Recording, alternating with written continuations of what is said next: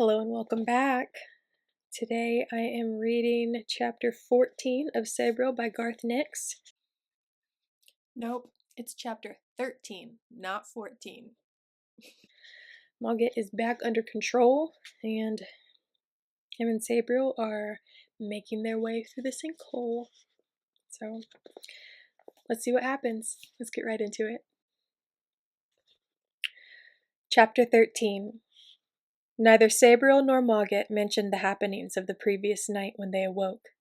Sabriel, bathing her seriously swollen nose in an inch of water from her canteen, found that she didn't particularly want to remember a waking nightmare, and Mogget was quiet in an apologetic way.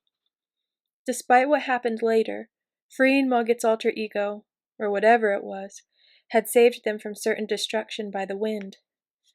As she'd expected, dawn had brought some light to the sinkhole, and as the day progressed, this had grown to a level approximating twilight. Sabriel could read and see things close by quite clearly, but they merged into indistinct gloom 20 or 30 yards away. Not that the sinkhole was much larger than that, perhaps 100 yards in diameter, not the 50 she'd guessed at when she was coming down. The entire floor of it was paved, with a circular drain in the middle, and there were several tunnel entrances into the sheer rock walls, tunnels which Sabriel knew she would eventually have to take, as there was no water in the sinkhole. There seemed little chance of rain either. It was cool, but nowhere near as cold as the plateau near Abhorsen's house. The climate was mitigated by proximity to the ocean, and an altitude that could easily be sea level or below, for in daylight, Sabriel could see that the sinkhole was at least 100 yards deep.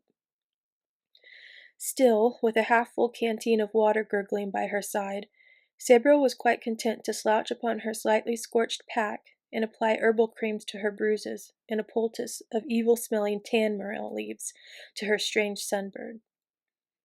Her nose was a different matter when it came to treatment. It wasn't broken, merely hideous, swollen, and encrusted with dried blood, which hurt too much to clean off completely. Mogget, after an hour or so of sheepish silence, sauntered off to explore, refusing Sabriel's offer of hard cakes and dried meat for breakfast. She expected he'd find a rat, or something equally appetizing instead. In a way, she was quite pleased he was gone. The memory of the free magic beast that lay within the little white cat was still disturbing. Even so, when the sun had risen to become a little disk surrounded by the greater circumference of the sinkhole's rim, she started to wonder why he hadn't come back. Levering herself up, she limped over to the tunnel he'd chosen, using her sword as a walking stick, and complaining quietly, as every bruise reminded her of its location. Of course, just as she was lighting a candle at the tunnel entrance, Mogget reappeared behind her. "Looking for me?" he mewed innocently. "Who else?" replied Sabriel. "Have you found anything? Anything useful, I mean? Water, for instance?" "Useful?" mused Mogget, rubbing his chin back along his two outstretched front legs. "Perhaps. Interesting, certainly.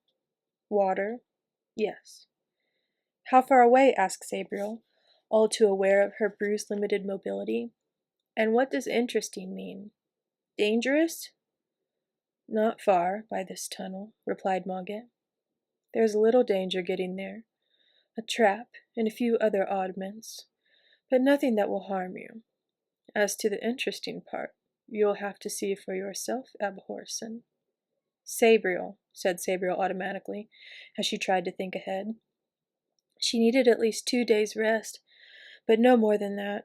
Every day lost before she found her father's corporeal body might mean disaster. She simply had to find him soon. A mordicant, shadow hands, gore crows. It was now all too clear that some terrible enemy was arrayed against both father and daughter. That enemy had already trapped her father, so it had to be a very powerful necromancer, or some greater dead creature. Perhaps this Caragor. "I'll get my pack," she decided, trudging back. Mogget slipping backwards and forwards across her path like a kitten, almost tripping her, but always just getting out of the way. Sabriel put this down to inexplicable catness and didn't comment. As Mogget had promised, the tunnel wasn't long, and its well-made steps and cross-hatched floor made passage easy, save for the part where Sabriel had to follow the little cat exactly across the stones to avoid a cleverly concealed pit. Without Mogget's guidance, Sabriel knew she would have fallen in. There were magical wardings, too. Old, inimical spells lay like moths in the corners of the tunnel, waiting to fly up at her, to surround and choke her with power. But something checked their first reaction, and they settled again. A few times, Sabriel experienced a ghostly touch, like a hand reaching out to brush the charter mark on her forehead, and almost at the end of the tunnel, she saw two guard sendings melting into the rock, the tips of their halberds glinting in the candlelight before they too merged into stone.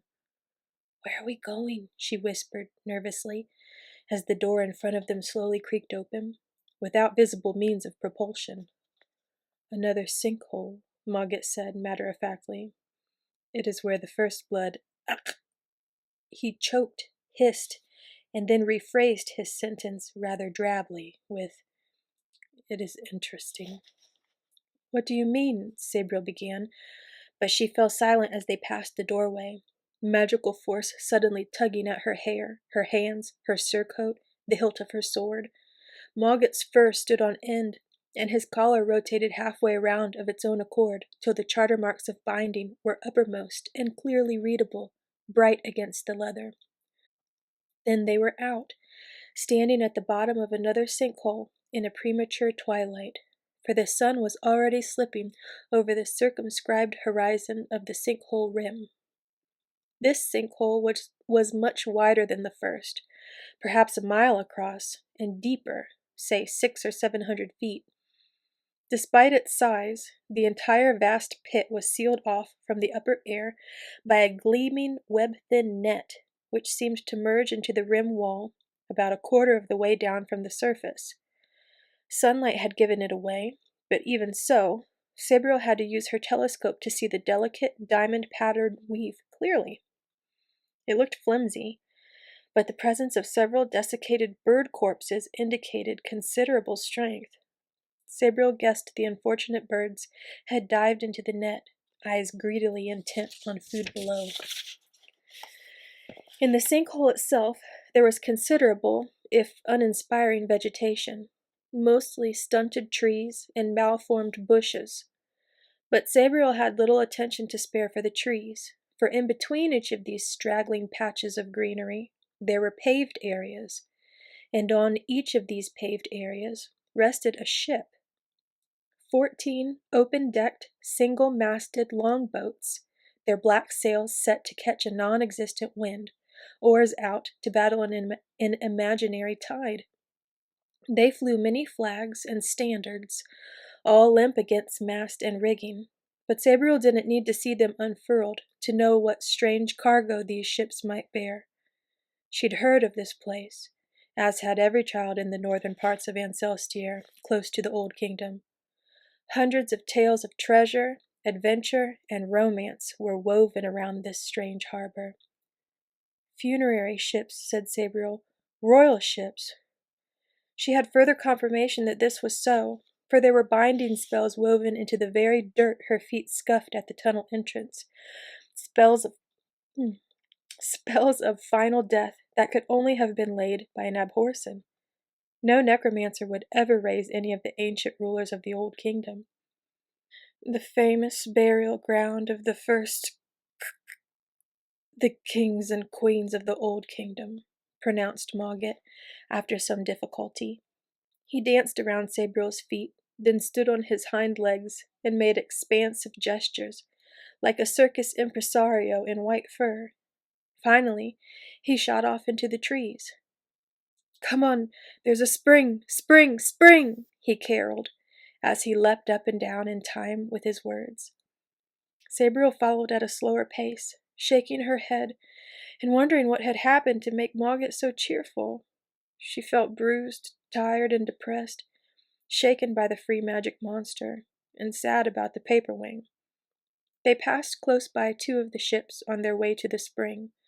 Mogget led her a merry dance around both of them, in a mad circumnavigation of twists, leaps, and bounds. But the sides were too high to look in, and she didn't feel like shinning up an oar. She did pause to look at the figureheads, imposing men, one in his 40s, the other somewhat older. Both were bearded, had the same imperious eyes, and wore armor similar to Sabriel's, heavily festooned with medallions, chains, and other decorations. Each held a sword in his right hand, and an unfurling scroll that turned back on itself in their left, the heraldic representation of the charter. The third ship was different. It seemed shorter and less ornate, with a bare mast devoid of black sails. No oars sprang from its sides, and as Sabriel reached the spring that lay under its stern, she saw uncaulked seams between the planking and realized that it was incomplete. Curious, she dropped her pack by the little pool of bubbling water and walked around to the bow. I'm not sure. This was different too, for the figurehead was a young man, a naked young man, carved in perfect detail. Sabriel blushed a little, for it was an exact likeness, as if a young man had been transformed from flesh to wood, and her only prior experience of naked men was in clinical cross-sections from biology textbooks. His muscles were lean and well-formed, his hair short and tightly curled against his head. His hands, well-shaped and elegant, were partly raised, as if to ward off some evil. The detail even extended to a circumcised penis, which Sabriel glanced at in an embarrassed way, before looking back at his face. He was not exactly handsome, but not displeasing.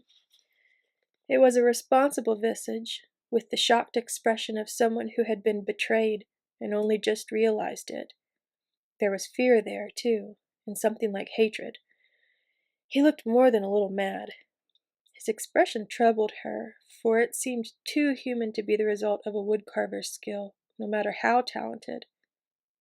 Too lifelike, Sabriel muttered, stepping back from the figurehead, hand falling to the hilt of her sword, her magical senses reaching out, seeking some trap or deception. There was no trap, but Sabriel did feel something in or around the figurehead, a feeling similar to that of a dead revenant, but not the same, a niggling sensation that she couldn't place. Sabriel tried to identify it while she looked over the figurehead again, carefully examining him from every angle. The man's body was an intellectual problem now, so she looked without embarrassment, studying his fingers, fingernails, and skin, noting how perfectly they were carved, right down to the tiny scars on his hands, the product of sword and dagger practice. There was also the faint sign of a baptismal charter mark on his forehead, and the pale trace of veins on his eyelids. That inspection led her to certainty about what she'd detected, but she hesitated about the action that should be taken, and went in search of Mogget. Not that she put a lot of faith in advice or answers from that quarter, given his present propensity towards behaving as a fairly silly cat, though perhaps this was a reaction to his brief experience of being a free magic beast again, something that might not have happened for a millennium. The cat form was probably a welcome relief. In fact, no advice at all could be had from Mogget. Sabriel found him asleep in a field of flowers near the spring, his tail and patty paws twitching to a dream of dancing mice. Sabriel looked at the straw-yellow flowers, sniffed one, scratched Mogget behind the ears, then went back to the figurehead. The flowers were cat balm, explaining both Mogget's previous mood and his current somnolence. She would have to make up her own mind. So, she said, addressing the figurehead like a lawyer before a court, you are the victim of some free magic spell and necromantic trickery. Your spirit lies neither in life nor death, but somewhere in between. I could cross into death and find you near the border, I'm sure. But I could find a lot more trouble as well. Trouble I can't deal with in my current pathetic state. So what can I do? What would Father Abhorsen, or any Abhorsen, do in my place? She thought about it for a while, pacing backwards and forwards, bruises temporarily forgotten. That last question seemed to make her duty clear. Sabriel felt sure her father would free the man. That's what he did. That was what he lived for. The duty of an Abhorsen was to remedy unnatural necromancy and free magic sorcery. She didn't think further than that, perhaps due to the injudicious sniffing of the cat balm. She didn't even consider that her father would probably have waited until he was fitter, perhaps till the next day. After all, this young man must have been incarcerated for many years, his physical body transformed into wood, and his spirit somehow trapped in death. A few days would make no difference to him, and Abhorsen didn't have to immediately take on any duty that presented itself. But for the first time since she'd crossed the wall, Sabriel felt there was a clear-cut problem for her to solve, an injustice to be righted, and one that should involve little more than a few minutes on the very border of death. Some slight sense of caution remained with her, so she went and picked up Mogget, placing the dozing cat near the feet of the figurehead. Hopefully he would wake up if any physical danger threatened. Not that this was likely, given the wards and guards on the sinkhole. There were even barriers that would make it difficult to cross into death, and more than difficult for something dead to follow her back. All in all, it seemed like the perfect place to undertake a minor rescue. Once more, she checked the bells, running her hands over the smooth wood of the handles, feeling their voices within, eagerly awaiting release. This time, it was Rana she freed from its leather case. It was the least noticeable of the bells, its very nature lulling listeners, beguiling them to sleep or inattention. Second thoughts brushed at her like doubting fingers, but she ignored them. She felt confident, ready for what would only be a minor stroll in death, amply safeguarded by the protections of this royal necropolis. Sword in one hand, bell in the other, she crossed into death. Cold hit her, and the relentless current, but she stood where she was, still feeling the warmth of life on her back. This was the very interface between the two realms, where she would normally plunge ahead. This time, she planted her feet against the current and used her continuing slight contact with life as an anchor to hold her own against the waters of death. Everything seemed quiet, save for the constant gurgling of the water about her feet and the far-off crash of the first gate. Nothing stirred, no shapes loomed up in the gray light. Cautiously, Sabriel used her sense of the dead to feel out anything that might be lurking, to feel the slight spark of the trapped, but living, spirit of the young man. Back in life, she was physically close to him, so she should be near his spirit here. There was something, but it seemed further into death than Sabriel expected. She tried to see it, squinting into the curious grayness that made distance impossible to judge, but nothing was visible. Whatever was there lurked beneath the surface of the water. Sabriel hesitated, then walked towards it, carefully feeling her way, making sure of every footfall, guarding against the gripping current. There was definitely something odd out there. She could feel it quite strongly. It had to be the trapped spirit. She ignored the little voice at the back of her mind that suggested it was a fiercely devious dead creature, strong enough to hold its own against the race of the river. Nevertheless, when she was a few paces back from whatever it was, Sabriel let Rana sound. A muffled, sleepy peal that carried the sensation of a yawn, a sigh, a head falling forward, eyes heavy, a call to sleep. If there was a dead thing there, Sabriel reasoned it would now be quiescent. She put her sword and bell away, edged forward to a good position, and reached down into the water. Her hands touched something as cold and hard as ice, something totally unidentifiable. She flinched back, then reached down again till her hands found something that was clearly a shoulder. She followed this up to a head and traced the features.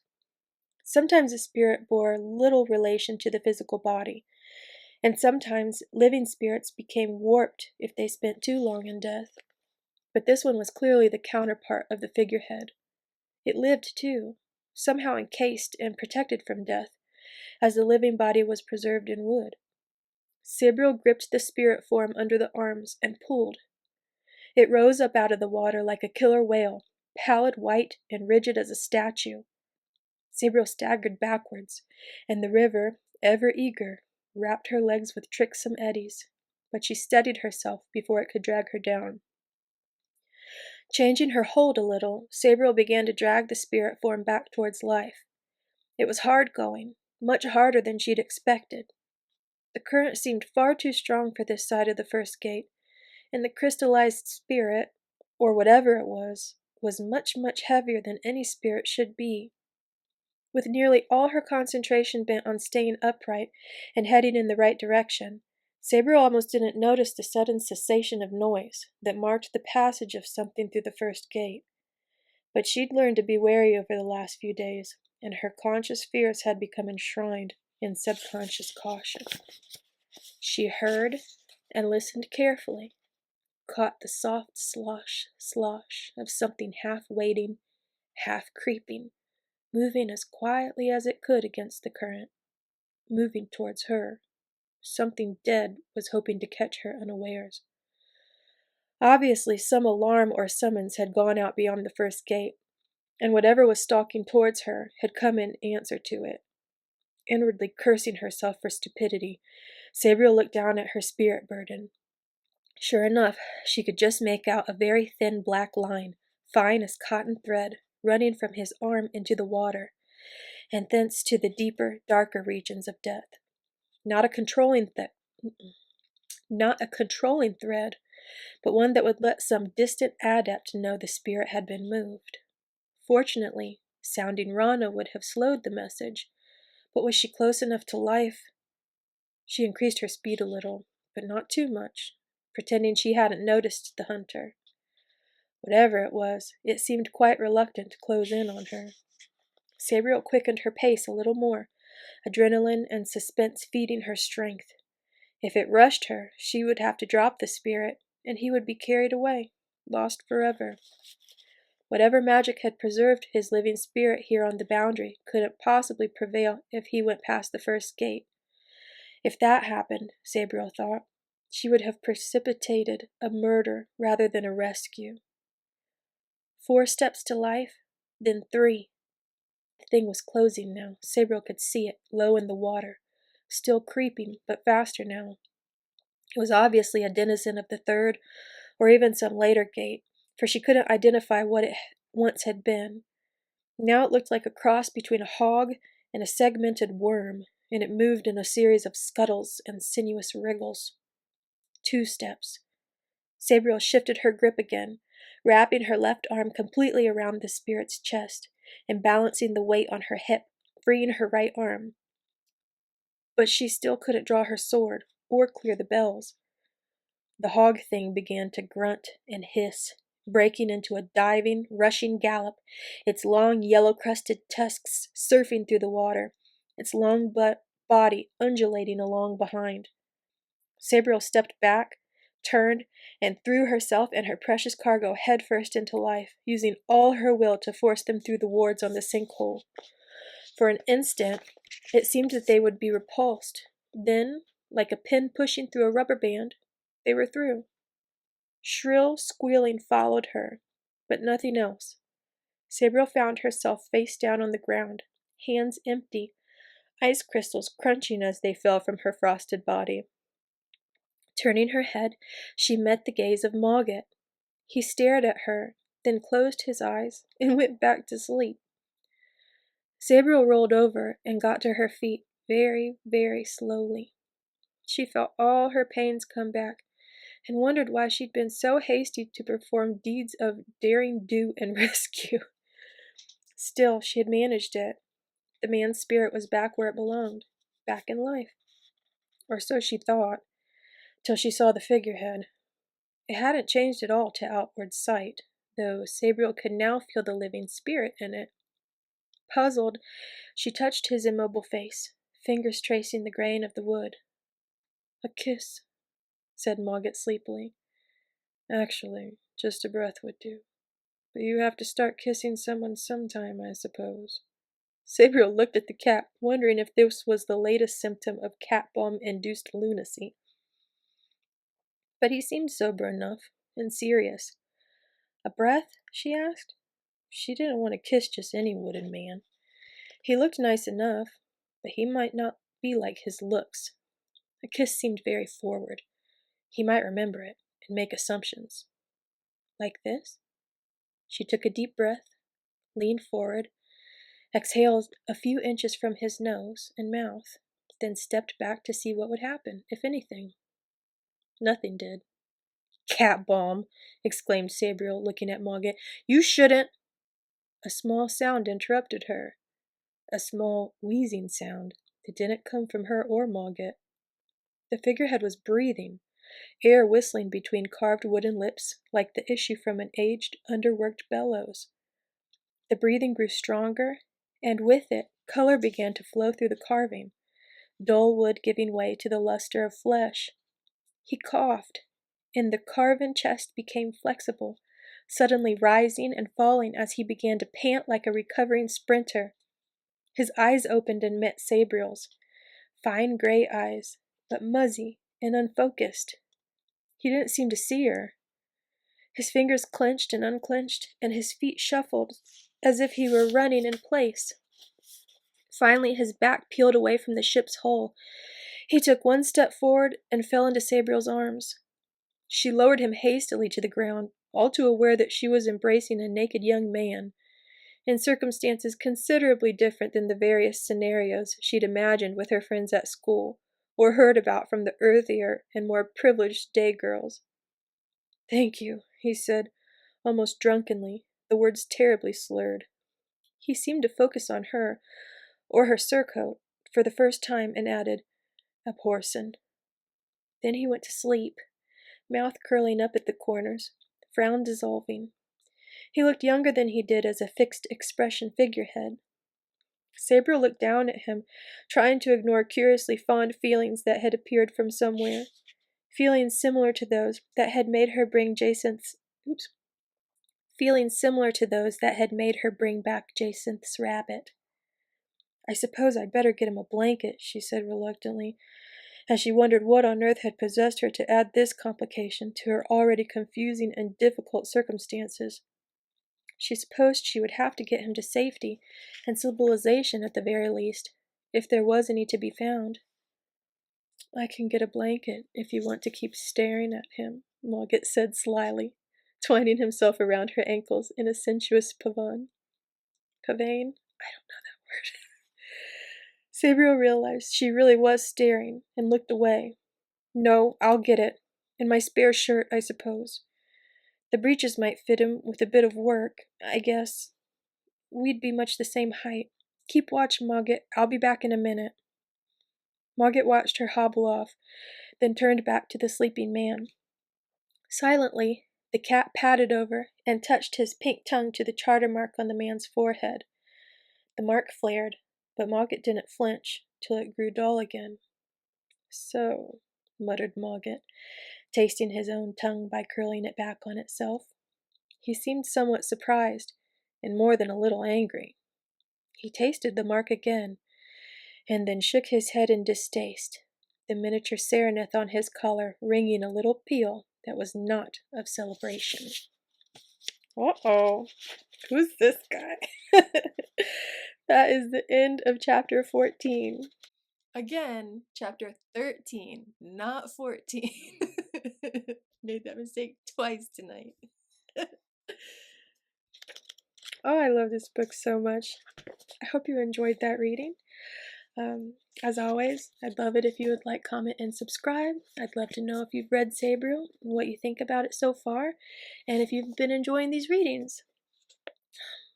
This will be posted tomorrow at 8 p.m. Eastern Standard Time, and that's it, I guess. I'm gonna go to bed. This is my second reading today, Sunday, the 13th. I have a lot of things to do tomorrow, so I'm going to give myself a little bit of extra time to get them done, so I'm doing 2 chapters today, but I'll post it tomorrow evening like normal. But, I don't know. I'm so glad I got to read another chapter today. And I'm tired, and I am going to go get cozy and get myself ready for bed, I guess. I'll probably think of something else to do before I go to bed. But anyways, enjoy the rest of your evening, and I will see you tomorrow. Take care, and as always, may your magic manifest. Bye.